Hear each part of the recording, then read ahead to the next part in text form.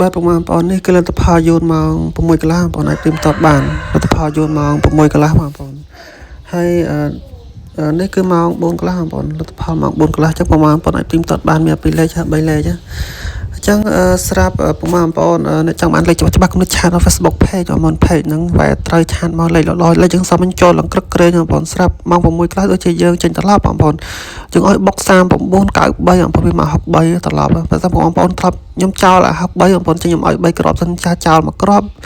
ក៏ទៅវាចេញលេខចោលបងក៏សុំទោសបងប្អូនជំនុនផងវាសាមញ្ញវាត្រូវឲ្យ3គ្រាប់តែខ្ញុំចោលមួយគ្រាប់ណាចេញលេខចោលនោះខ្ញុំច្បាស់93 39បងប្អូនវា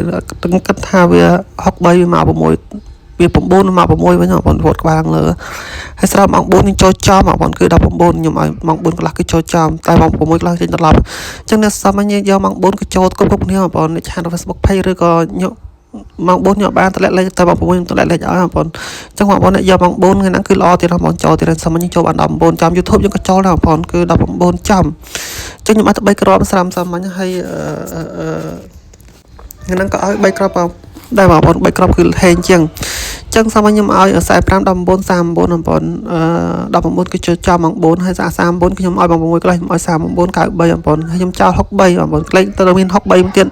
តែខ្ញុំចោលវាចេញលេខចោលបងប្អូនគឺយកប៉ុស A ប៉ុសមកបងអាចទីមតតបានថា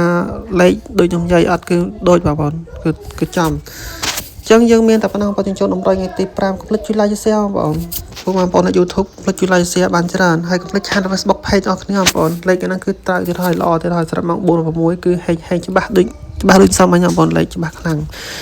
អញ្ចឹងតម្រុយថ្ងៃហ្នឹងយើងមានស្រោមួយបងប្អូនសម្រាប់ថ្ងៃហ្នឹងស្រោមួយហើយខ្សែគុតបងប្អូនខ្សែគុត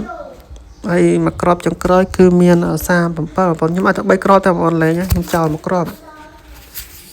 ជាមានស្រោមួយខ្សែគុត37យើងមានតែ5បងប្អូនហើយចង់តាក់តងតាម Telegram ខអាចលេខសាប់នឹងក្រោមបងប្អូនចឹងយើងមានតែប៉ុណ្ណឹងចុងក្រោយជូនបងប្អូនតានិយាយមានលៀបមានទេតែថាគុកគ្នាសឹកហ្នឹងឲ្យហេង